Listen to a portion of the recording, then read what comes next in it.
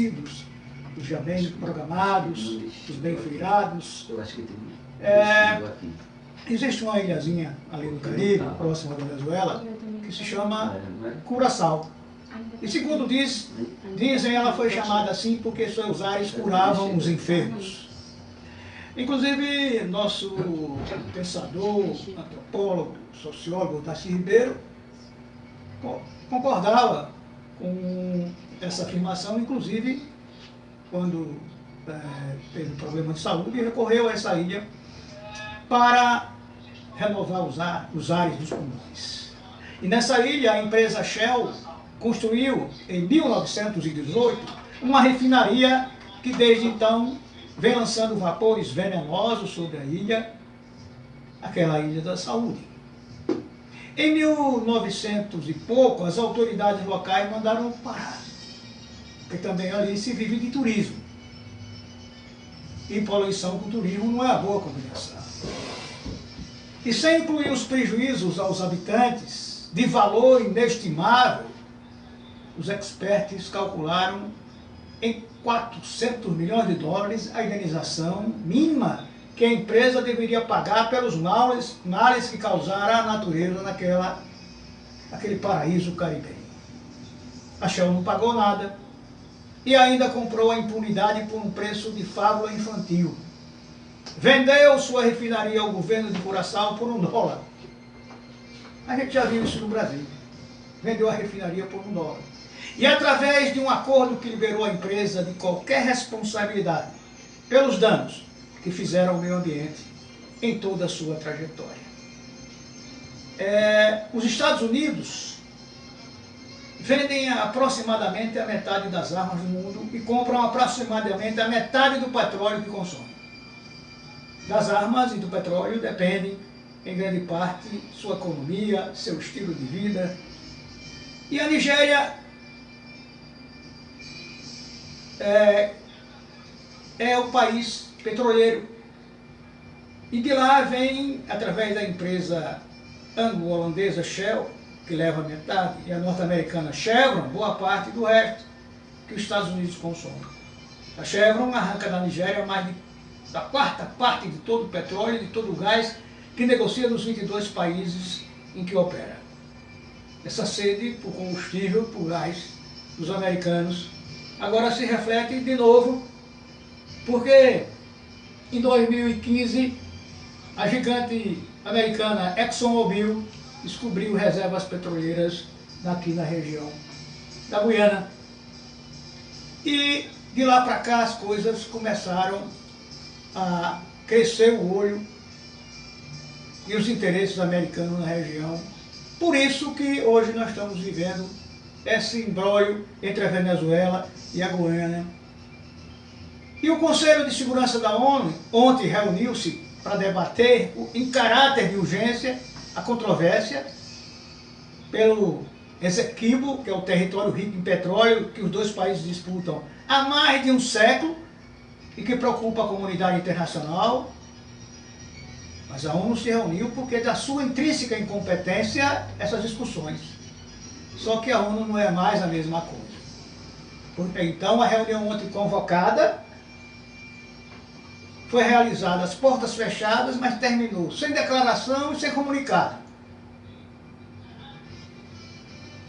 E as delegações, quem viu na televisão, deixaram a sala, cada um com uma mão cheia de rosas. Rosa de quê? De gases, rosa de Hiroshima, de que intenção? Olha, de acordo com um informativo voltado para o meio militar, a aproximação entre as fileiras dos Estados Unidos e da Guiana estão sendo estreitadas, não é de agora não. Coincidentemente, quando a Venezuela acabou de realizar o referendo, que aconteceu dia 3, foi dia 3, apontando que 95% da população quer que os 74% do território da região de Essequibo, na Guiana Inglesa, seja incorporado ao seu país. E olha, diga-se de passagem, dessa vez alguém pode dizer, não, esse Maduro é doido, mas não foi só o Maduro não. A oposição na Venezuela, inclusive Maria Corina Machado, que é candidata, suposta principal candidata para enfrentar o governo Maduro nas eleições do ano que vem, mas declarada inelegível pela justiça, apoiou a incorporação. E 95% dos venezuelanos foram para as urnas e aprovaram um ato que parece, de longe à distância, insano. É bom ressaltar que, por exemplo, agora no fim de novembro ocorreram encontros da primeira Brigada de Assistência às Forças de Segurança do Exército dos Estados Unidos, que tiveram como objetivo, segundo o Comando Sul dos Estados Unidos, o estreitamento das relações para que seja estabelecida uma base militar na área contestada. A agenda teve caráter de recado para o presidente Nicolás Maduro e que os Estados Unidos podem tomar o lado da Guiana, caso a Venezuela insista em sua reivindicação e escale para um conflito ou invasão do território almejado. E se você viu a distribuição da imagem do território, não é uma coisa simples, não é fácil. Até porque a própria unidade especializada do Exército dos Estados Unidos, criada para aconselhar, entre aspas, e ajudar nações parceiras, já revelou que fez vários exercícios de formação de conjuntos com o GDF para reforçar a sua capacidade, a capacidade de nível tático operacional, e não por acaso fez aqui no Brasil. Porque desde setembro, a inteligência dos Estados Unidos já havia detectado a movimentação da Venezuela nesta direção, a de incorporar o território onde a Exxon, que é americana, vem explorando rios de petróleo e aumentando abruptamente a arrecadação da Guiana. Olha, você imagine que as estimativas do Banco Mundial dão conta que só esse ano a economia guiana vai crescer, sabe quanto? 48%, a taxa mais rápida do planeta. Na mesma época, lá em setembro, o representante da Venezuela denunciou, numa reunião da ONU, que os Estados Unidos estavam decididos a estabelecer uma base militar na região do litígio, né? E, na época, o embaixador Ivan Gil Pinto dizia que denunciamos o governo dos Estados Unidos que pretende militarizar a situação. A inteligência americana caminhou a passo largo nessa questão, conforme descrito nos informes que estão publicados, militares publicados, e os conselheiros da Quinta FAB declararam: estamos gratos pela oportunidade de treinar as forças de defesa da Guiana com nossos parceiros e amigos e esperamos aprofundar a parceria nas próximas semanas e meses.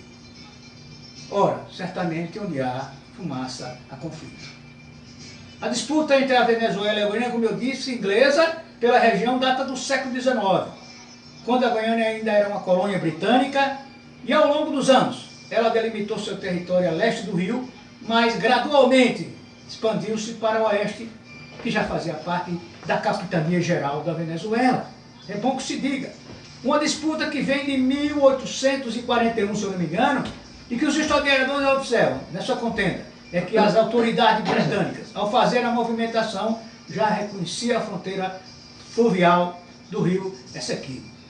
Difícil é imaginar agora um desfecho para o questionamento que o petróleo é o que movimenta tudo. Nós vimos agora uma COP para discutir meio ambiente, dirigida por um camarada magnata, presidente da OPEP. Como é que pode? É uma incoerência absolutamente fundamental aos olhos, estapeando a gente. Olha, e aí o discurso dos militares dos Estados Unidos para penetrarem com exercícios na Amazônia foi o de sempre. A chamada Operação Core, estabelecida como parte de um acordo de cooperação entre o governo do Brasil e dos Estados Unidos, que visa a troca de experiências em tática de defesa. Este ano, por exemplo, entre 24 de outubro e 20 de novembro, os militares brasileiros e americanos participaram de treinamento nas cidades de Pará e nas cidades do Amapá, na região amazônica. E de acordo com o Comando Militar do Norte, é a primeira vez que a cooperação militar entre os dois países foi realizada nessa área sensível do território brasileiro. E não é por acaso que àquela altura, tanto a Venezuela já havia se manifestado para reivindicar a região, quanto o Comando Sul planejava uma base militar na região. O que eles, os americanos, não tinham era a menor intimidade com a Amazônia ou como atuar naquele emaranhado de selva que poderia ser mais traiçoeira para os incautos do que foi a investida deles lá no Vietnã. E lá apanharam feio. O exercício e a aprendizagem com o batalhão de selva brasileiro viria a calhar. E com esse estágio, eles poderiam aprender, por exemplo, como entrar na Venezuela pela selva, caso fosse necessário ou não. E em se tratando de Estados Unidos, todas as teorias, meu caro Edson, são válidas. Pois mais cedo ou mais tarde, todas elas invariavelmente se confirmam. E não tardou para que vivêssemos na concretude, para que mesmo se viram os exercícios na selva ao lado dos bem treinados soldados brasileiros. Enquanto os fatos se desenrolam na vizinhança no Brasil, o governo acompanha com cautela. Acompanha com cautela porque fez o treinamento dos americanos. E a preocupação, cada mexida das pedras do tabuleiro, deixa a gente, e até o próprio presidente Lula, invariavelmente favorável o presidente Nicolás Maduro, tem sido precavido. E providências, segundo o Ministério da Defesa, foram tomadas. E diante da crescente tensão, o ministro da Defesa, José Múcio Monteiro, que disse que inclusive já quer sair do governo, precisa descansar para fazer, precisa mesmo para inclusive descansar a nossa paz, descansar a nossa ordem.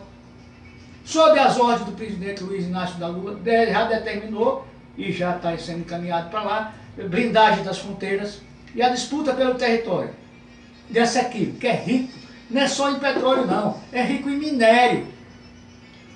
Segundo o governo brasileiro, é uma questão entre aqueles dois governos, quando não é. O ministro da Marinha ontem disse que não é. É uma questão também que implica em consequências para o Brasil. E o ministro chegou a dizer, Múcio ontem, no G1, o Brasil não participará de um problema que é da Venezuela e da Goiânia. Como se isso fosse um problema deles dois. Mas o ministro da Marinha recoloca as coisas numa posição claríssima. O Brasil vai sofrer até que para a Venezuela chegar nesse território, tem que passar para o território brasileiro. Mas, por precaução, foram, já disse aqui, reforçadas as guarnições das Forças Armadas em Roraima, né? E o Exército Brasileiro, inclusive, aumentou, como todo mundo viu, o efetivo lá de homens, né? Agora, os exercícios em solo brasileiro, com o deslumbramento de sempre, um comunicado oficial do Exército dizia o seguinte, olha, as tropas dos dois países irão compartilhar experiências e trocar conhecimento sobre doutrina técnica.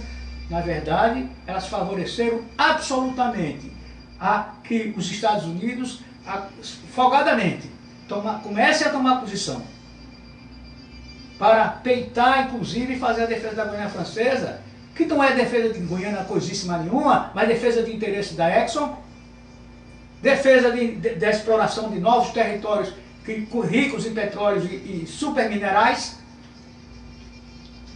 Agora, está-se que a troca de conhecimento entre o governo, inclusive de Lula, e a entrada de armas e equipamentos no território nacional, e em se tratando de um exercício para mero conhecimento da área, de se perguntar para que mesmo foram os armamentos, para que chegaram tantos armamentos americanos nessa área, e essa troca de favores, é preciso que a gente, equilibradamente, comece a pensar.